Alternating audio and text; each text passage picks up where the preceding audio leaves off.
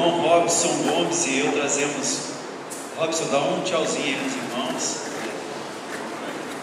Irmão Robson e eu trazemos um abraço bem carinhoso e bem apertado dos nossos irmãos do Rio de Janeiro. Nós estamos muito felizes por estarmos aqui hoje. Eu rapidamente vou fazer uma descrição de como aconteceram os estudos em relação àquilo que foi publicado na internet sobre o Deus único. Nossos amigos aqui já estão abrindo a apresentação. Me chamo Marcos, tive a oportunidade de nascer na igreja adventista e o tempo passou. Lá na frente alguém disse para mim: Marcos, estão dizendo na internet que não existe trindade. Eu até hoje me lembro precisamente do que eu respondi. Eu falei: esses caras estão malucos? Claro que tem trindade, Deus Pai, Deus Filho e Deus Espírito Santo. Mas você sabia que aquela pergunta me incomodou profundamente?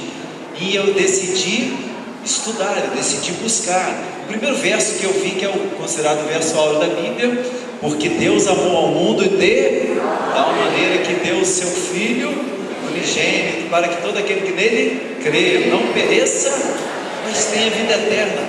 Aí eu, claro, fiz as contas.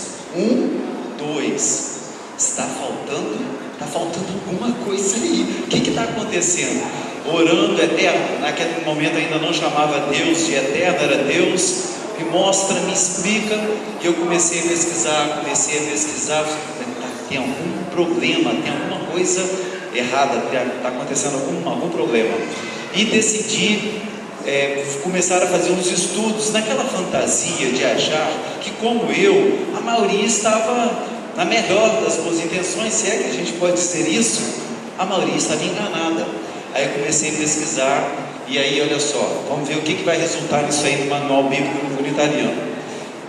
O primeiro estudo foi das 162 respostas ou textos bíblicos à doutrina da Trindade. Mas você deve estar curioso por que 162, né? Por que disso? No ano de publicação desse estudo, considerando o nascimento do Adventismo a partir de 1844, a igreja completaria 162 anos. Então, 162 versos bíblicos. Nesse estudo aí era verso para tudo quanto é lado. Eu fiz assim, achei que seria melhor fazer uma mistureba, texto do Novo Testamento, do Antigo, e vai lá e volta aqui, fazendo aquela mostrando que de muitas formas há muitos versos. Mas eu senti pelo Espírito de Deus que eu deveria continuar pesquisando. O próximo estudo a ser publicado foi as 250 respostas, ou 250 versículos bíblicos, a doutrina da Trindade, mostrando que não tem. Mas o Espírito de Deus continuou o quê? Incomodando no bom sentido, no sentido de que continue pesquisando, continue estudando. Bom, esse mesmo que disse para mim, estava na internet dizendo que não tinha trindade, ele falou para mim: Marcos, olha só, você tem que ouvir o outro lado. Você só está estudando, só está falando sobre Deus único, mas e o outro lado? Você já parou para estudar? Eu não tinha parado, porque até então na minha cabeça, estudar a Bíblia, os versos da Bíblia, para mim seria o suficiente isso. Mas não, ele falou: olha, você tem que ouvir. Aí eu decidi comprar o livro A Trindade da Igreja Adventista, escrito por 2 doutores em teologia e por um mestre, ou candidato a doutorado, enfim. Então, irmãos, olha só, naquele momento eu ainda estava numa fase mais leve. Então eu publiquei o estudo como 105 não verdades. Aí já está com 105 mentiras, porque minha fase leve já passou. Então, como é que foi isso? Como é que eram essas mentiras? Olha só, lembre-se, eu não comprei o livro com esse intuito, mas quando eu fui me deparando com tanta coisa absurda de acordo com a Bíblia, e o pequeno conhecimento que eu tenho dos textos de Ellen White, eu decidi fazer isso aí. Olha só, ali estava o mapeamento do que seria a mentira, a primeira, a segunda, aqui estava a localização dela, qual era a página, e aqui estava a refutação, segundo a Bíblia ou os textos de Ellen White. Mas eu não fiz com esse objetivo, mas eu fiquei muito indignado quando eu fui lendo algumas coisas assim, completamente erradas, biblicamente falando, tá? Depois veio o estudo do Apocalipse. Ficou muito claro para mim que o Eterno desejava que fosse feito um estudo só do livro do Apocalipse em relação a Deus único. E eu me questionei, mas por que disso? Porque, irmãos, a maior parte absoluta sobre Deus único de toda a Bíblia até agora, que eu tive a vontade de estudar um pouquinho, encontra-se no livro do Apocalipse. Então resultou o quê? 115 versículos só do livro do Apocalipse. Peguei do capítulo 1, verso 1, vim mapeando, até do 22, 21, todo. E quando o estudo já estava pronto, eu senti que não era para publicar na internet. Aí o que a gente pensaria? Óbvio, tem alguma coisa errada. Senti nitidamente, não publica, estudo pronto, não publica. Aí eu disse, o que está acontecendo? Porque na internet é assim, se você colocar coisa errada, alguém ou uma enxurrada de pessoas vai mostrar, ou vão mostrar para você. Essas pessoas vão mostrar para você que aquilo está errado. Então, o estudo pronto não publica, aí eu volto para o texto, começo a procurar onde tem erro, não encontro. Aí veio à tona um estudo de um teólogo e comunicador adventista, tentando provar o trono da terceira pessoa dentro do livro do Apocalipse. Aí eu falei assim, como assim? O livro do Apocalipse fala muito claro do trono de quem? De Deus e do Cordeiro, do trono de Deus e do Cordeiro. Aí o que eu fiz? O estudo já estava pronto, mas dentro do próprio estudo, eu fiz um micro estudo falando sobre tronos, só sobre tronos. Aí, trono de Deus e do Cordeiro, trono dos 24 anciãos, os 400 viventes, tronos que foram dados para outras pessoas. E cadê o trono da terceira pessoa? Não existe assim. Então, depois que eu fiz esse micro estudo sobre tronos dentro do livro do Apocalipse, aí sim, publica. Aí eu fui e publiquei. Foi uma experiência muito marcante. A questão de Deus, não vi anjo, irmãos, não sonhei, não ouvi a voz de Jesus, o Eterno não se manifestou, nada disso. É uma intuição, um pensamento que vem à mente. Faça isso ou não faça isso. Então, nitidamente. E aí, irmãos, continuando aí na nossa jornada, eu participei de um debate com um pastor adventista da igreja de Botafogo, num grupo que era quase uma igreja de umas 45 pessoas lá. E nesse grupo, o pastor falou bem assim, nunca que Jesus se referiu a ele mesmo como se fosse uma terceira pessoa. Aí eu falei assim, mas vem cá, e aqueles versos que Jesus fala bem assim, porque o Filho do Homem veio buscar e salvar o que havia perdido, o que havia se perdido. Ou seja, Jesus estava se referindo a ele mesmo, mas como se ele estivesse descrevendo uma outra pessoa. Então, depois desse estudo, eu senti a necessidade, acredito eu, pelo Espírito de Deus, de fazer um estudo sobre como ou quantas vezes no Novo Testamento Jesus se refere a ele mesmo como se fosse uma outra pessoa. E aí descobri uma coisa impressionante, que talvez você não saiba. O texto de João 3,16 foi dito por Jesus. O texto que nós falamos no começo, ele não é dito por João. Eu não sabia disso. Porque Deus amou o mundo de tal maneira. Então, irmãos, olha só, encontrei de uma forma assim bem clara, para ninguém questionar. Tem um outro verso que é possível fazer um questionamento. Coloquei lá, 122 vezes que Jesus se referiu a ele mesmo como se fosse uma outra pessoa.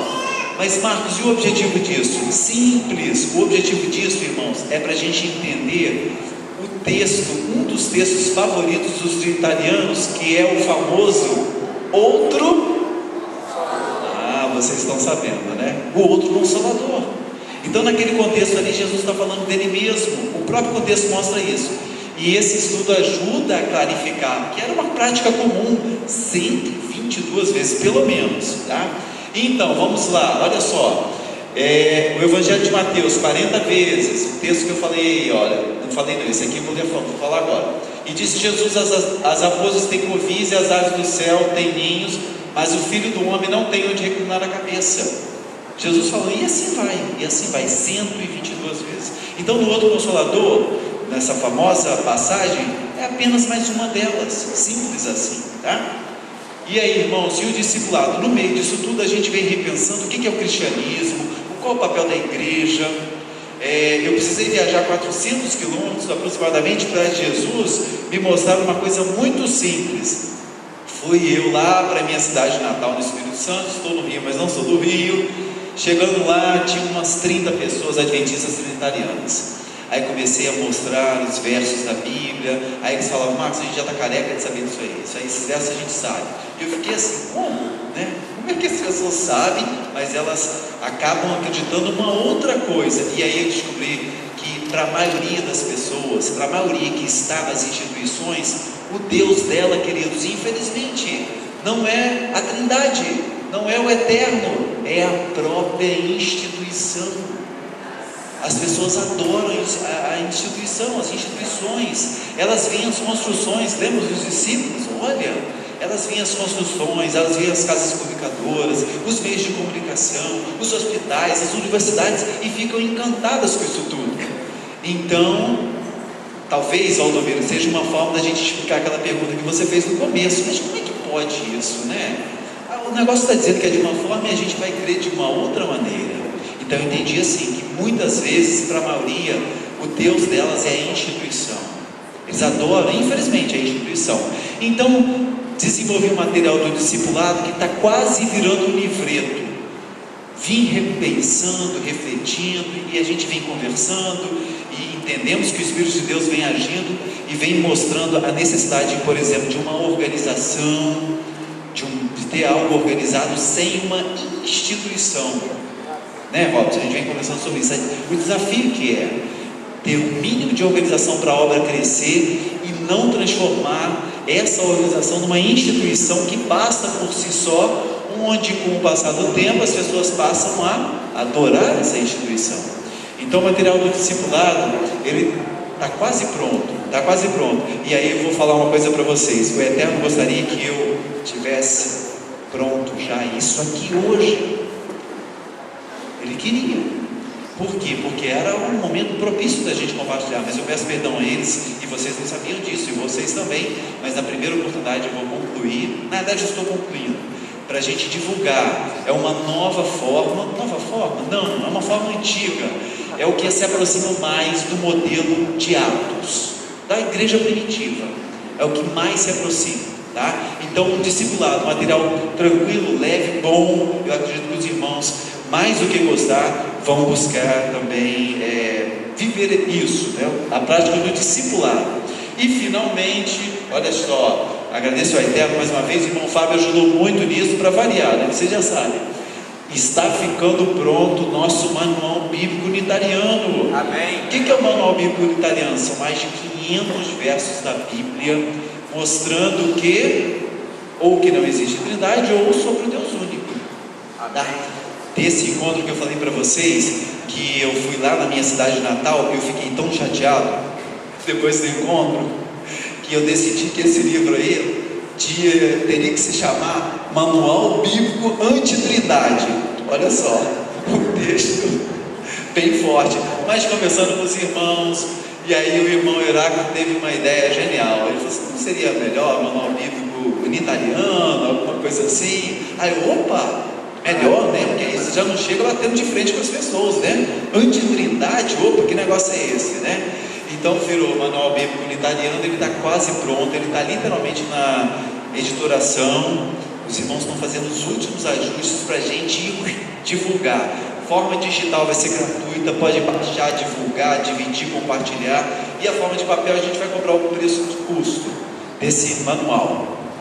E no manual, vou falar para vocês mais uma coisinha aqui. Estou preocupado com o tempo, nosso tempo lá, isso já está acabando. O Eterno gostaria, ele quis, na realidade, não gostaria não, ele quis que esse manual, queridos, ficasse pronto o ano passado. Talvez não tanto o manual em si, mas esse estudo. Por quê? O que o mundo cristão comemorou no ano passado? 500 anos da Reforma. Muito bem, 500 anos da Reforma Protestante, meio século. E nós sabemos que essa reforma tinha que ter prosseguido, continuado. A reforma tinha que ter conseguido. Então, uma forma de colocar um contraponto e até certo ponto bater de frente com essa comemoração, seria isso aí. Eu pedi perdão ao Eterno, não consegui concluir o estudo e estamos lançando com a ajuda dele até dia 31 de dezembro de 2018, um ano depois. Amém. Mas vai ficar pronto e nós vamos poder divulgar. Eu nem gostaria de dizer que esse é um livro que eu escrevi, não. Por quê? irmãos, a maioria absoluta de textos da Bíblia. Vocês vão ver, 90% é de versos da Bíblia. Só que, diferentemente dos outros estudos, esse aí, ele está melhor. Por quê? Ele está organizado por tópicos. Tem mais de 70 tópicos. Tem os 24 becos sem saída, os tributarianos, coisas que não tem como responder biblicamente, só usando Bíblia. Um verso em que uma terceira pessoa é adorada, não existe isso.